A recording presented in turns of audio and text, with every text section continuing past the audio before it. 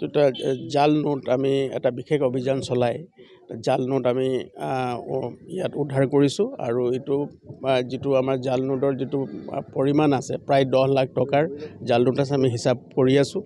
ইয়াৰ লগতে যি মহানগৰ আৰক্ষীৰ যি অভিযান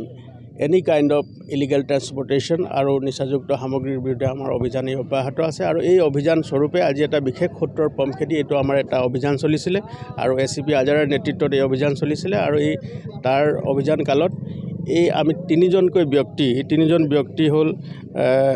ৰবিউল আলী, দ্বিতীয়জন হ'ল মুজাম্মুল খান আৰু তৃতীয়জন হ'ল আব্দুল কালাম। এই তিনিজন ব্যক্তি হ'ল বকো অঞ্চলৰ কামৰূপ জিলাৰ বকো অঞ্চলৰ আৰু তেওঁলোকে এই যিটো ইলিগেল ট্ৰান্সপৰ্টেশ্যন অফ যি FICN মানে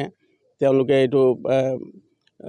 কৰিবৰ কাৰণে তেওঁলোকে চেষ্টা কৰিছিলে আৰু আমি তাৰ বিশেষ সূত্ৰৰ পম খেদি আমি এই সকলো তেওঁলোকৰ যিখিনি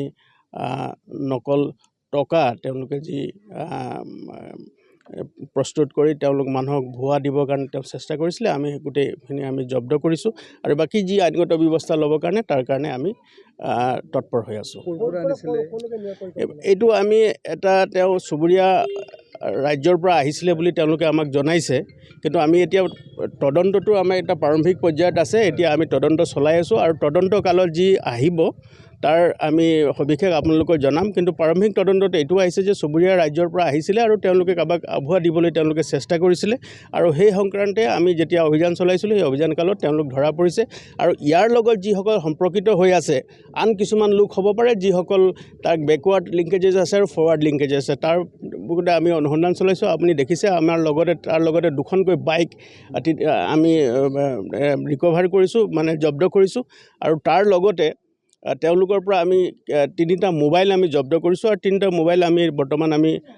অনুসন্ধান কৰি আছোঁ। বাকী ইনভেষ্টিগেশ্যনতে ওলাব, কিন্তু প্ৰাৰম্ভিক তদন্ত এইটো আছে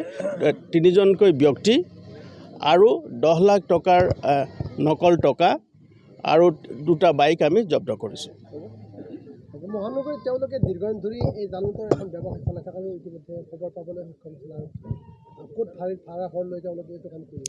নাই, এইটো আমি তদন্ত এতিয়া মই কৈছোঁ যে তদন্ত এটা প্ৰাৰম্ভিক পৰ্যায়ত আছে, তদন্ত আমি চলাই আছোঁ আৰু কোনো ধৰণৰ এনেকুৱা ধৰণৰ যি ধৰণৰ আইন বহিৰ্ভূত যি কাম আছে নকল টকা হওক, নকল সোণ হওক বা ইলিগেল যি নিচাযুক্ত সামগ্ৰী হওক তাৰ বিৰুদ্ধে আমি তৎপৰ মহানগৰ আৰক্ষী আমি তৎপৰ হৈ আছোঁ আৰু তাৰ বিৰুদ্ধে অনাগত দিনতো আমি কঠোৰতম আইনগত ব্যৱস্থা ল'বৰ কাৰণে আমি তৎপৰ হৈ থাকিম।